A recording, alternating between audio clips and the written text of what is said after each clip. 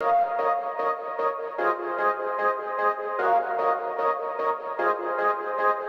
friends, and welcome back to my channel. In this new year, I'm so excited to start offering free education and content to help you build your business, market better, and grow your brand. But before we dig into any of that, we have to figure out what is your brand, or better yet, what is personal branding. For the last 3 years, I've had the opportunity to work with dozens of women in helping them cultivate a personal brand. Now, this is different than branding a business, and oh my gosh, it is definitely more than creating a logo and handing you 5 colors and saying, use these with everything.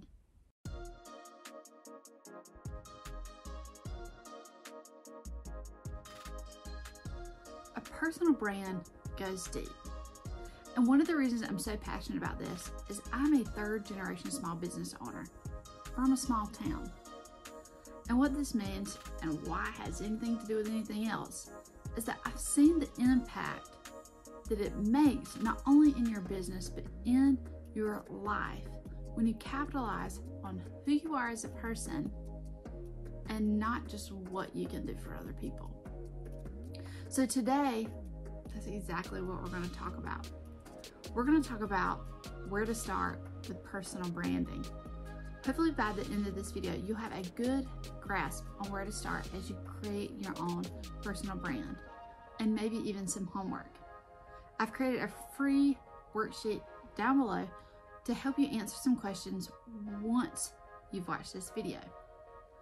Hopefully, between the video and the worksheet, you're not going to be lost in the sauce and just trying to go get a logo on Etsy. So let's get to it. What is personal branding? Well, personal branding is the perception and experience other people have of you. That is your personal brand. How people experience you as a person. Now, that may not make a whole lot of sense, but I'm going to describe to you something that isn't a personal brand, but it's going to play into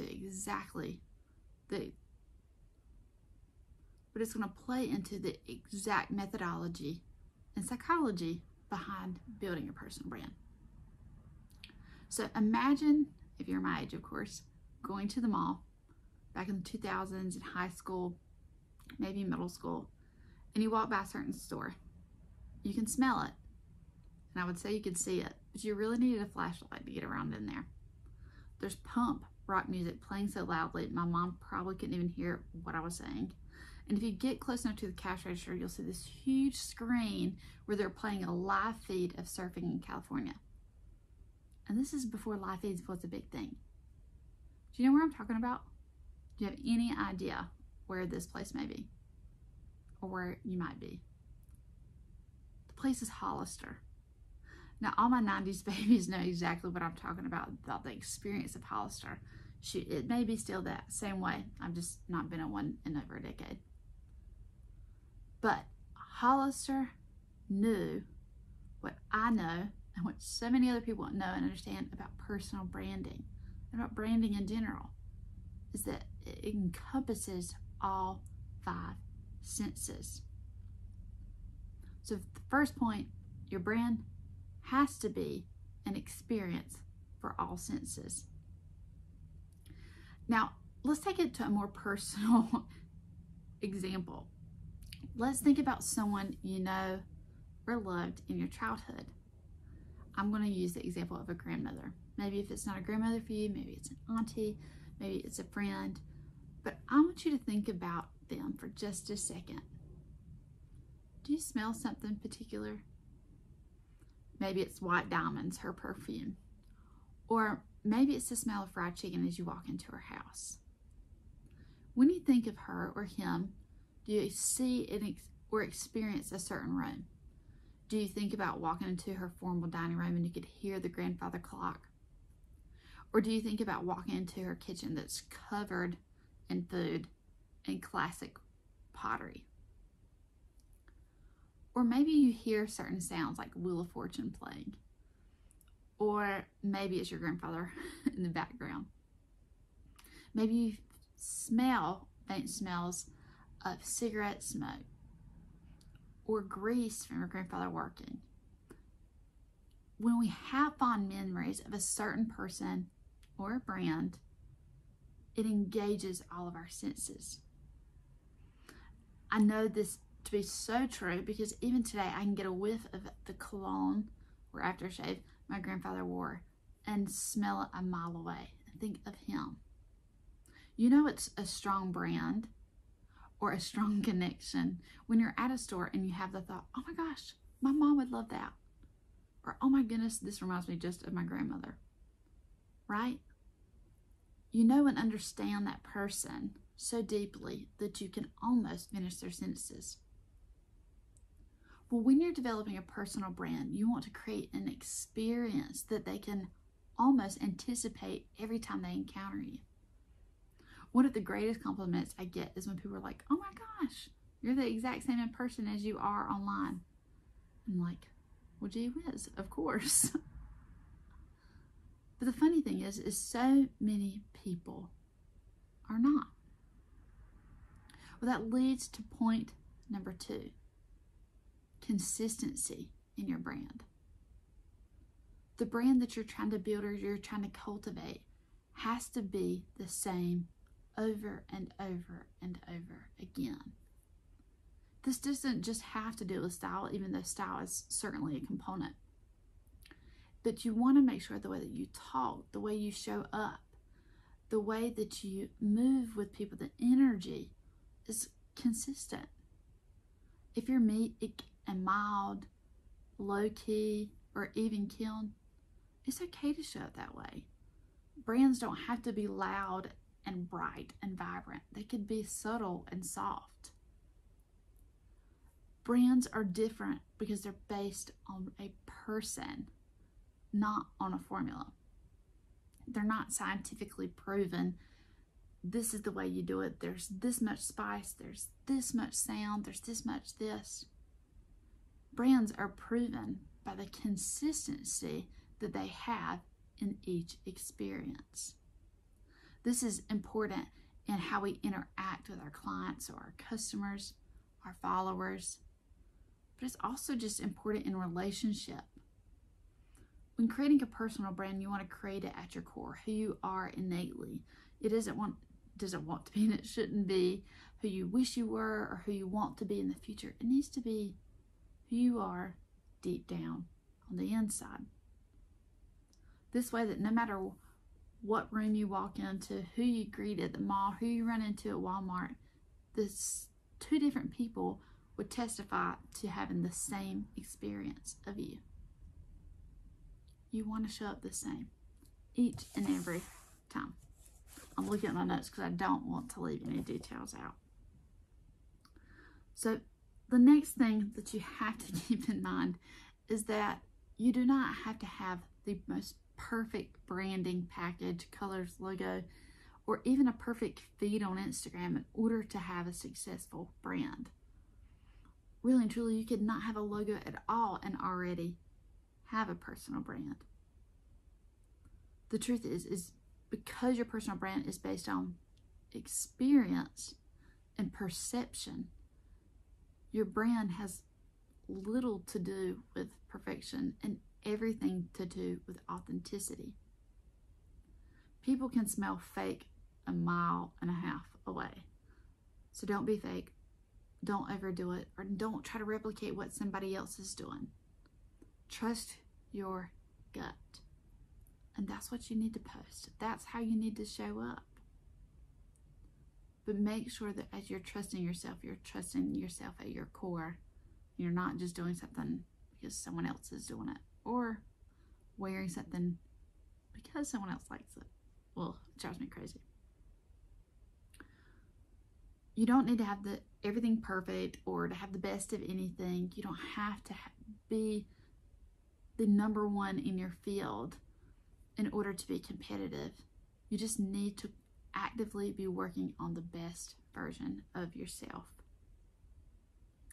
Now, if I showed you logos of certain businesses or certain corporate identities, you would know exactly who I'm talking about, whether it's golden apple, golden arches, or a white apple, or an LV on a bag. You would know who I'm talking about. But also there's people that you could see or guess who someone is talking about if I describe them. Like when I say a certain important social media owner, CEO, who wears hoodies and looks like they don't brush their hair very often, you would know who I'm talking about, right? Yes, I'm talking about Mr. Facebook himself, Mark Zuckerberg. But it's not just guys, because of course we also think of Steve Jobs and his black turtlenecks being consistent. It's people in the fashion industry. Anna Wintour of Vogue magazine, editor-in-chief, has a classic look. She's had the same bob since forever and wears iconic black sunglasses. But also Mr. Karl Lagerfeld, and I'm sure I murdered his name because I can never say it correctly, but I, without a shadow of a doubt, could pick him out of a lineup in photos because he always had a high white collar, black tie, and a nice black jacket or sports coat. It was sharp, it was classic, it was him. Or think of the late Kate Spade. She had a very specific color scheme. She showed up crisp and clean with also a side of spunky and quirk. You see, when we think of these people, we don't just think of what they created, but we think about the energy and the environment they cultivated around them. So if you're working to build your brand, you're like, I don't even know where to start, where I would want to dig into myself and to the psychology of it, I do have these certain questions that always help people start unpacking things, and you can get them below here. Download them, workshop through them, and then come back, because I'm on the next video, I'm going to explain why this is also important. Why should you have a personal brand? And if you're starting a business or you're considering starting a business, why you shouldn't just name it something cutesy or quirky, but maybe consider creating a brand after yourself with your name. I started my personal brand in 2012. I was in design and in business school, and after watching my dad build from the ground up a successful photography business with his name as the leading line, I knew that whatever I wanted to create, whatever I wanted to do, whether it was photography or design or business or selling makeup, that I wanted to do it under my own name. And that's what I've done. I never hesitated, even though I've pivoted many times. So if you have questions about personal branding or the psychology of it, I hope that you will drop them below. I'm going to remind you of the 3 points. Number one, make sure your brand encompasses the 5 senses, because it is an experience. This doesn't mean you have to go out and find your signature cologne or your signature perfume.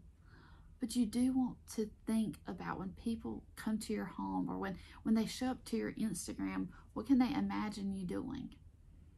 What do they see you doing over and over again that's creating this environment, this home that you welcome them into? That brand house, kind of like Hollister. Now, number 2 was to make sure that you're being consistent. If you're flaky one day and all over the place, and then 3 days from now you're very crisp and clean and strategic, it's not going to come off as professional. When it doesn't come off professional, you have to work so much harder to gain the trust, validate your pricing, and build your business. So consistency leads to that trust. We really want to focus on that. And then third, remember that things do not have to be perfect, and you do not have to have the best branding, logo, colors. None of that even matters. But you have to be the best version of yourself.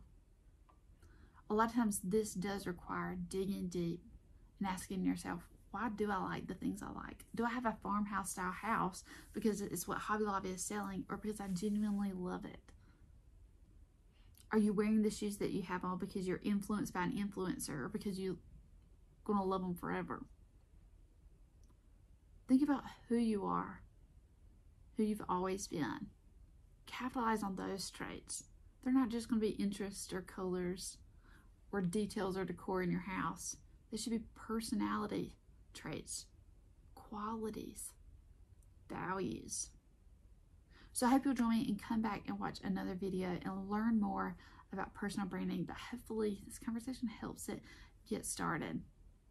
Once again, I'm no newbie to this conversation, even though I'm very much a newbie to YouTube. So if I didn't clarify something well enough, or if you have questions, drop them in the comments. And as I'm creating new content, videos, and resources, I will absolutely take it all into consideration so that I can show up better and help you more. Hope y'all have a wonderful week. See you next time. Oh, don't forget to like, subscribe, ring the bell, wherever all that is. So new to this. But thanks for joining me. Talk to you soon. Bye, friends.